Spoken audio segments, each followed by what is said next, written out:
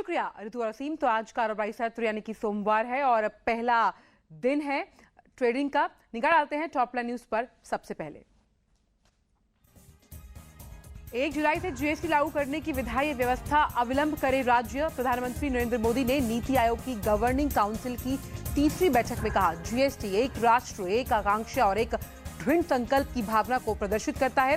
स्थानीय सरकारों और एनजीओ से 2022 के लक्ष्य को निर्धारित करने और इसे प्राप्त करने के लिए मिशन मोड में काम करने के लिए कहा।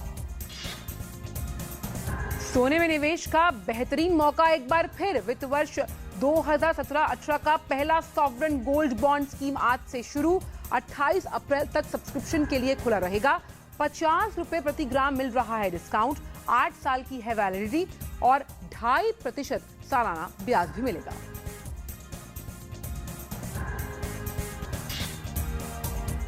जीएसटी लागू होने से भारत की जीडीपी में आएगा 4.2% तक का उछाल। अमेरिका के फेडरल रिजर्व ने कहा कि इससे टैक्स की दर कम होगी, उत्पाद सस्ते होंगे, वहीं उत्पादन को भी बढ़ावा मिलेगा। व्यापार में आने वाली बाधाएं खत्म होंगी। जीएसटी जुलाई से लागू हो जाएगा। मैन्युफैक्चरिंग सेक्टर में भी उछाल देखा जाएगा।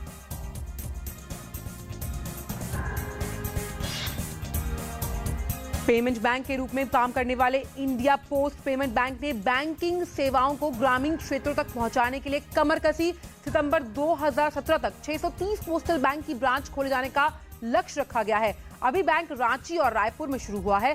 पोस्टल बैंक के 3,500 कर्मचारियों को बैंकिंग की ट्रेनिंग दी जाएगी। पोस्टल डिपार्टमेंट के करीबन 1.5 लाख से ज्यादा एक्सेस पॉइंट्स है। और मेक इन इंडिया अभियान को प्रोत्साहित करने के उद्देश्य से सरकार ने मेट्रो रेल परियोजनाओं में ज्यादा से ज्यादा घरेलू कंपनियों के उत्पादों की खरीद को अनिवार्य किया। 75% मेट्रो रेल डिब्बों का निर्माण घरेलू स्तर पर किया जाएगा। वर्तमान में देश में करीबन कुल 1912 मेट्रो कोच है।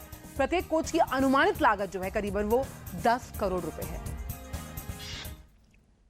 रुक करते हैं बड़ी खबर का। अमेरिका के दौरे पर गए वित्त मंत्री अरुण जेटली ने कल वित्त मंत्री स्टीवन न्यूचिन के साथ हुई बैठक में H-1B वीजा की नीति के नियमों का और कड़ा किए जाने से जुड़ी चिंताओं को जताया है। भारत ने चिंता जाहिर की कि इस प्रतिबंध से भारतीय आईटी पेशेवरों का अमेरिका आना प्रभावित होगा।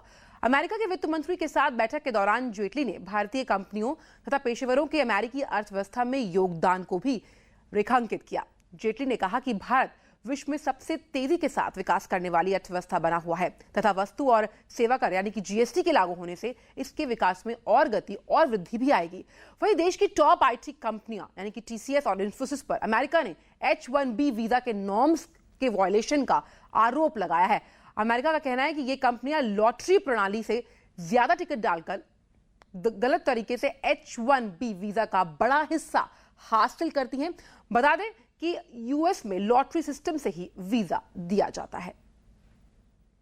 और रुक कर लेते हैं एशियन बाजारों का, क्योंकि आज सुबह सवेरे यही ताजा सूचकांक है जो खुले। अगर हम तमाम सूचकांकों पर नजर डालें तो सिवाय हैंगसेंग को छोड़कर जापानी बेंचमार्क निकाई में 245 अंकों की बढ़त है।